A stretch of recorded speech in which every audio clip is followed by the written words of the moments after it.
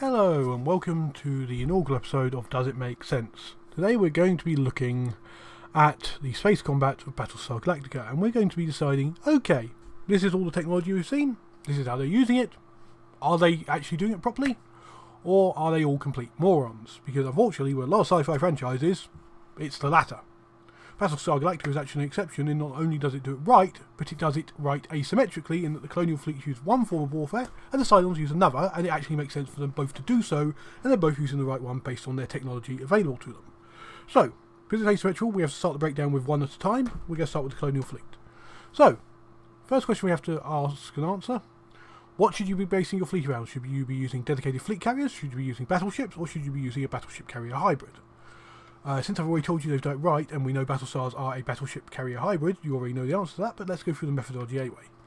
First question: can dedicated strike craft, i.e. fighters, bombers and interceptors, cost effectively kill a capital warship? The answer here is yes. Second question: in a setting where FTL is applicable, are they FTL capable? The answer for the colonial fleet is insufficiently, by which I mean, yes, the Raptors, which are not technically a dedicated bomber, they're about the right size, and you see them armed as such in occasion, but they are more e-warfare and reconnaissance and troop transport when needed. They are not a dedicated anti-capital ship bomber. They are FTL capable of short range. The Vipers, however, are not. Which means, okay, the colonial fleet could build a dedicated anti-capital ship bomber and send it out via FTL to hit targets without exposing their carrier, but they couldn't send an escort with it, so defending fighters would just shoot it to pieces, and there goes your strike wing. So, that immediately rules out carriers, because you can't launch a long-range strike. So, now you determine if you're using carrier hybrid or battleships. Well, the determination is, can the enemy strike craft cost effectively kill yours? If the answer is yes, which in this case it is, you have to have your own strike craft for defence, because as has been proven countless times, the best defence against incoming fighters and bombers is to have your own fighters and interceptors. So, you have to have strike craft on, which rules out pure battleship. You have to have a hybrid. Final thing, how much weight do you give to strike craft versus the battleship's own anti-ship armament?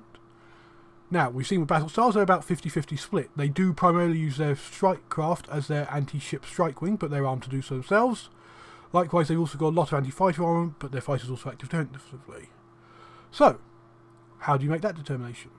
Well, the primary determination is the answer to your first question. Can they cost effectively kill the enemy? If so, then you want to split your strike capability and extend the range as much as possible by having a sufficiently large air wing that you can send it on strikes while maintaining a defensive screen around yourself. And of course, you're going to be in battle range anyway, so you have to have your own AA on the ship and your own anti-ship armament on the ship.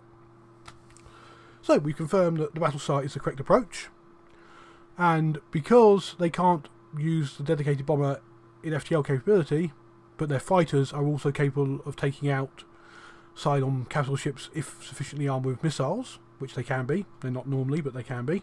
And in the case of Resurrection ship, they don't even use missiles. They used missiles on the stealth ship to take out its engines at the start of the battle, but they gun it down with their main guns, not missiles, when they send the Vipers in from both Battlestar Galactica and Battlestar Pegasus.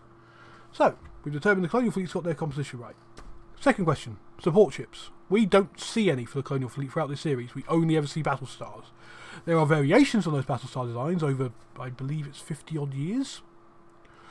But we don't really see anything smaller. We don't see dedicated frigates, corvettes, destroyers, cruisers, etc. The question is, why is that? Well, if you're using a battleship carrier hybrid and your air wing on that battleship carrier hybrid can take out a capital ship on its own, which they can, a smaller ship's not going to have any much effect. It's got no space for its own air wing for offensive and defensive. It's going to have to choose one or the other. It doesn't offer you the same strike power. Has decreased logistical space for supplies, so it has a decreased effective combat range. You wouldn't bother. You just build the capital ship fleet, because the air wing is effectively filling the smaller slots, because of course you also have the FTL capable Raptors capable of scouting long range beyond line of sight. So, colonial fleet does it right. That's why we have to move on to the Cylons, who are using carrier-based warfare. Well, as you may have determined, same questions. The difference is the Cylons, they can build FTL-capable fighters, which means they could send a strike wing out from their base ship without having to bring the base ship in. This is, however, is where we have to address two problems of what we see the Cylons doing. They aren't committing as carriers, they are bringing the base ships into engagement range with Battlestar Galacticas and Pegasus, as we see in the series, which is just fucking stupid, because they're a dedicated carrier versus a battleship carrier hybrid. They're going to lose a straight fight. So, anyway, that's the first thing. The second thing is they don't actually employ a dedicated anti-ship bomber. We see the Cylon Raider, which can carry nukes and can take out battlestars with those nukes. The problem is it's a fighter primarily. It's optimised for anti-strike craft combat, not anti-capital ship combat. That's another doctrinal issue with how the Cylons use it. They've got their base theory right, they just then fuck up using it, unfortunately. So, that's Battlestar Galactica. As I said, they're both correct in how they have built their fleets. They then have the Cylons fucking up using it as a result of what we see. But for the most part, they've chosen correctly. And they both use custom terminologies, which means I'm not going to go into a rant about how the writers just took naval terms and threw them at a chalkboard and stuck all what's stuck. So, I will leave it there. I hope you've all enjoyed this. Next episode, I think I will be doing the classic series of Babylon 5, which really is guilty of the word salad offence I mentioned earlier. Goodbye.